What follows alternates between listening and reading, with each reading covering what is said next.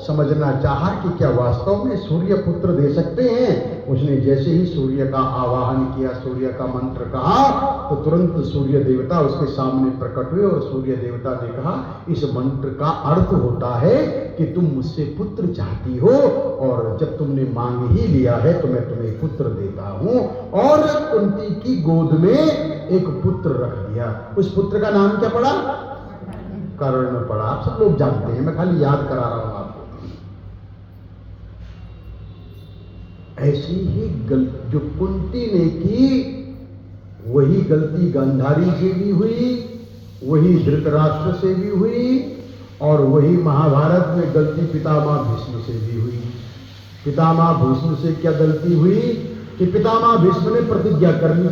प्रतिज्ञा कौन सी कर ली? एक तो ये वरदान ले लिया कि भाई मैं जब तक इच्छा मेरी हो तब तक मैं जीवित रहूं, इच्छा मृत्यु का वरदान ले लिया। और दूसरा, तब तक न मरूं जब तक मैं इस पुल को सुरक्षित न देख लूं।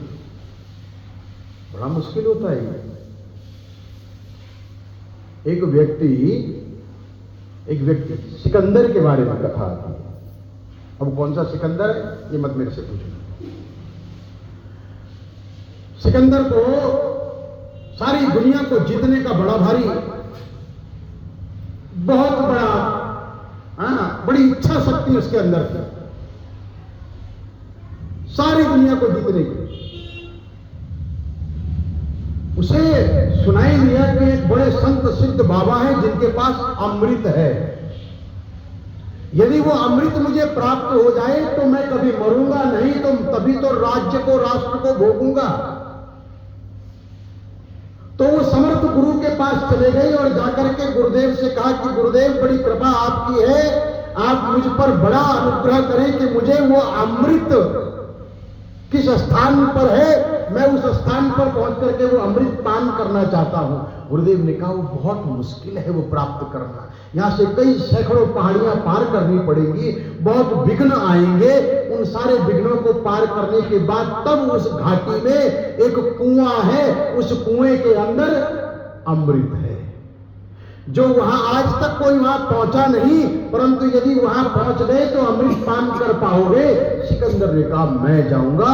अपने लाल लश्कर सेना के साथ चला। 100 पहाड़, एग्जाम्पल के लिए 100 पहाड़ माने पार करने थे, तो 10 पहाड़ियां करते करते आधी सेना समाप्त हो गई। कोई थक गए, कोई मर गए, कोई गिर गए, कोई ना गए। चलते चलते 99 पहाड़ी चलते चलते तो वो अकेला रह गया, परंतु उसके अंदर बड़ा साहस था। वो 100वीं पहाड़ी को पार करके उस गुफा तक पहुंच गया जिस गुफा में वो अमृत का कुआं था। उस अमृत के कूप के पास गया तो उसने देख लिया जैसे गुरुदेव ने कहा था, उसे वैसा ही सब कुछ दिखाई दिया। वो बड़ा उत्साहित हुआ। उसने उस कुएं के अंदर कुछ डालना चाहा अमृत निकालने के लिए। इतने से ऊपर से आवाज आई, अरे मत करना, मत करना, मत करना। ऊपर देखा तो कौन था? एक कौवा बैठा हुआ था, सफेद रंग का कौवा था। उस कौवे ने कहा इस कुएं के पानी को मत पीना। सिकंदर ने कहा क्यों? कहा इसलिए कि इस कुएं का पानी मैंने पिया था। कहा कब पिया था? कहा आज से 10,000 वर्ष पूर्व पिया था और आज तक मैं इसी उसमें हूं। शरीर छूट नहीं रहा है। इस शरीर का तो, इस पृथ्वी लोक का तो ये नियम है कि एक बार मरना ही पड़ता है, शरीर छोड़ना ही पड़ता है। परंतु आज मैं ये समझता हूं, इसीलिए इस कुएं के पास बैठा हूं। मैंने भूल से ये पानी पी लिया, अब मैं मर भी नहीं रहा। कहीं तुम भी ये गलती मत कर देना।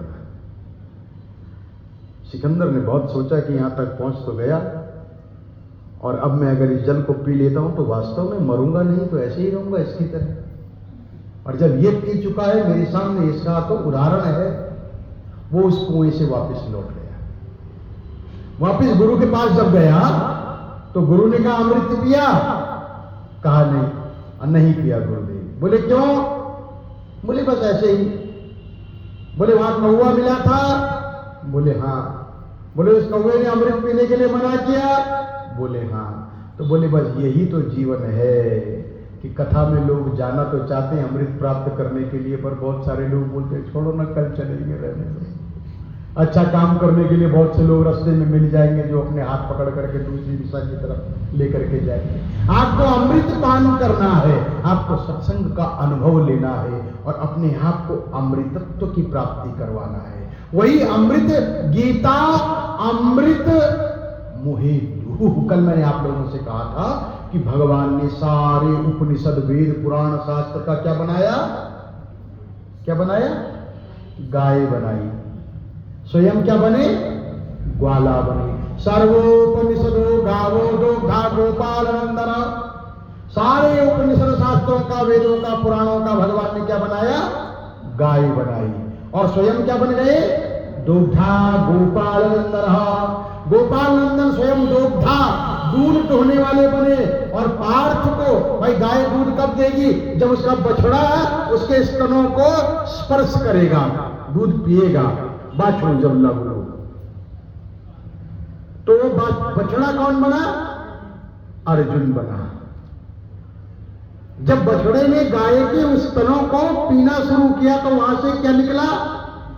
गीता अमृत दुहे मुहु। श्रीमद् भगवत गीता रूपी अमृतत्व हमें प्राप्त हुआ। और आज भगवान की पवित्र मोक्षदा एकादशी के बाद द्वादशी है। मैंने निवेदन किया था कि मोक्षदा एकादशी किसे कहते हैं।